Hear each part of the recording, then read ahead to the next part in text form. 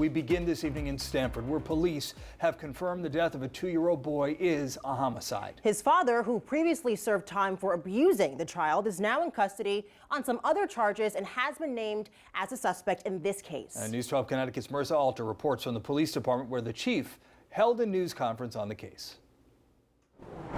What was so striking about this news conference is the number of police officers who packed the conference room for it, not to speak, but to show their support for their brother and sister officers who've been part of this investigation and gone through some trauma.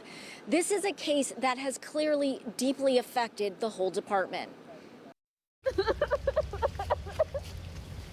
Friends of Liam Rivera's mother were at Cummings Park one day after Stamford police found the 2-year-old child's body buried there. An autopsy confirmed Liam died from multiple blunt force injuries to his head. His father, Edgar Ismailej Gomez, is now in custody following a brief manhunt. Ismailej Gomez was arrested early Tuesday morning on an outstanding warrant for violation of probation. But during his arraignment on that charge, we learned more about the newest allegations against him. About a week ago, the defendant is alleged to have gone into the child's room and the child ended up deceased. The defendant would not let the mother of the child call for an ambulance. They placed the child in a bag and buried the child at Cummings Park. That grave was found yesterday.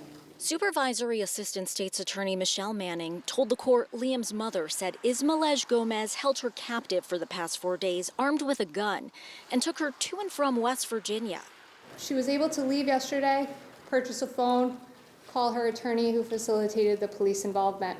Ismailej Gomez was arrested in 2021 for allegedly breaking his infant child's arm. He pleaded guilty in April to risk of injury and third-degree assault, receiving a 5-year sentence that was suspended after 60 days, plus 3 years of probation. Manning said he violated several conditions of release, including the standing criminal protective order barring him from his son.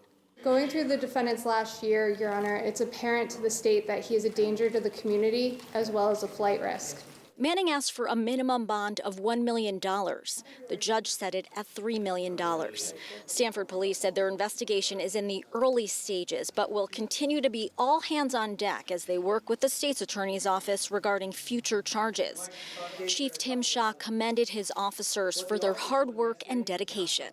They were relentless yesterday, and they went above and beyond because no one should witness what they did yesterday, nobody. Police said Ismailej Gomez was arrested in a taxi on West Main Street, headed to New York. The chief made a point to personally recognize each of those officers who were part of his quick capture. In Stamford, Marissa Alter, News 12 Connecticut.